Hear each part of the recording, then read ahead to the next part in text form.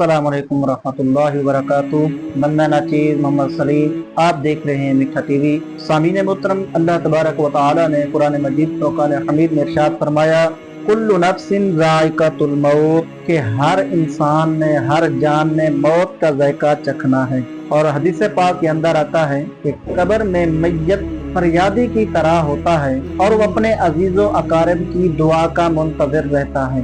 जब अजीज़ो अकारिब की दुआ उस तक पहुँचती है तो दुनिया व मा फीहा से दुआ उसको सबसे ज्यादा पसंदीदा होती है। यानी मैयत के कब्र के अंदर जो मैयत है वो उस फरियादी की तरह होती है कि यानी एक बंदा जो पानी में डूब रहा हो, फरियाद कर रहा हो कि मुझे बचाओ मुझे बचाओ, और दरिया के किनारे एक बंदा खड़ा होकर कहे कि जी ये दौलत तेरे लिए है, ये माल तेरा है।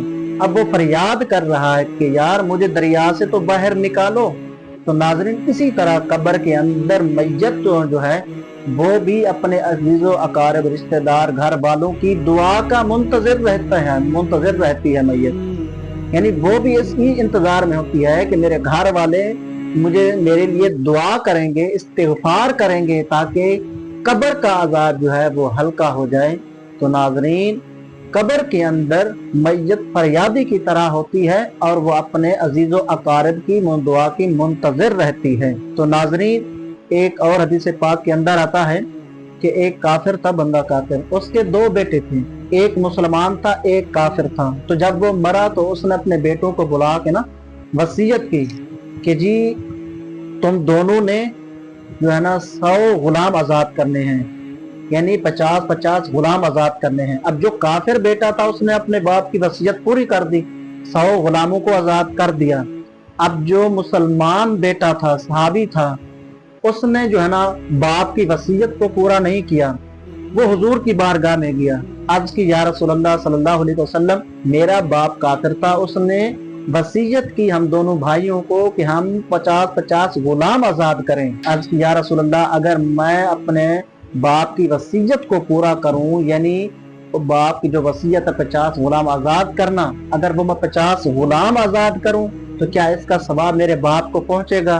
तो प्यारे महबूब अलैहिस्सलातु वस्सलाम ने इरशाद फरमाया, अगर तो तेरा बाप मुसलमान होकर मरता, ईमान जो है ना मोमिन होकर मरता, फिर अगर तू आज़ाद करता तो उसका सवाब उसको पहुंचता।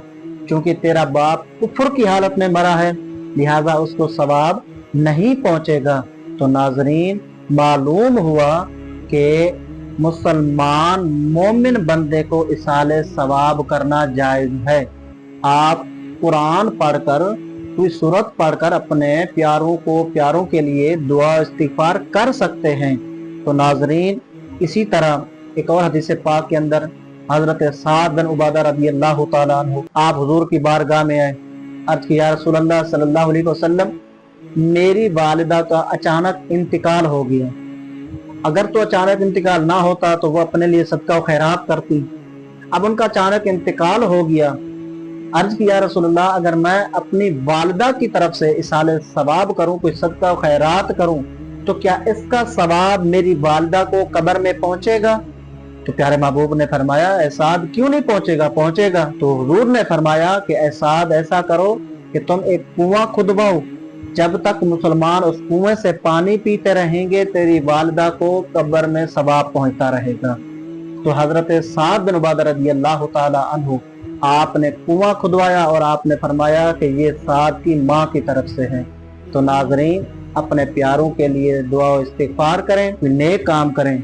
और एक और हदीस पाक के अंदर है, हुजूर ने फरमाया कि जब इंसान फौत होता है तो सारे अमाल ख़त्म हो जाते हैं, इंसान का अमाल के साथ ताल्लुक़ ख़त्म हो जाता है। लेकिन 3 चीज़ें ऐसी हैं कि जो कब्र में भी इंसान को फ़ायदा देती है। नंबर 1, सदका जारिया, यानी इंसान ने जो है ना मस्जिद में कोई टोटी वगैरह लगवा दी, कोई जो है ना मस्जिद का कोई काम कर दिया, मदरसे में कोई जो है ना फंड जमा करा दिया, तो जब तक ये चीज़ें इस्तेमाल होती रहेंगी मैयत को कब्र में सवाब पहुंचता रहेगा।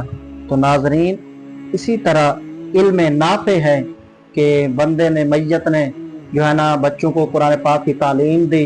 अब वो बच्चे जब तक वो आगे कुरान पाक की तालीम देते रहेंगे मैयत को कब्र में सवाब पहुंचता रहेगा। तो नाज़रीन, इंसान को चाहिए कि अपने प्यारों के इसाले सवाब के लिए صدقہ و خیرات کریں، دعا و استغفار کریں۔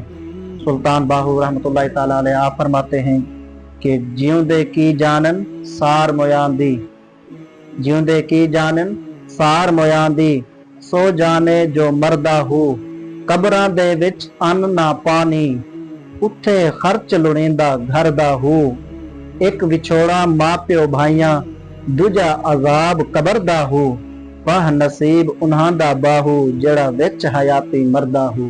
تو ناظرین دعا ہے کہ اللہ تعالیٰ امت مسلمہ پر اپنا خاص کرم و فرمائے، اللہ تعالیٰ ہم سب کو عمل کی توفیق عطا فرمائے۔ وآخر دعوانا الحمدللہ۔